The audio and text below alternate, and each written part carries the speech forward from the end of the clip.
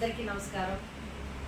ఈరోజు నా పుట్టినరోజు సందర్భంగా వాట్సాప్, ఫేస్బుక్ డైరెక్ట్గా ఫోన్ చేసి నాకు విషెస్ చెప్పి నన్ను ఆశీర్వదించిన ప్రతి ఒక్కరికి హృదయపూర్వకమైన ధన్యవాదాలు తెలియజేసుకుంటున్నా.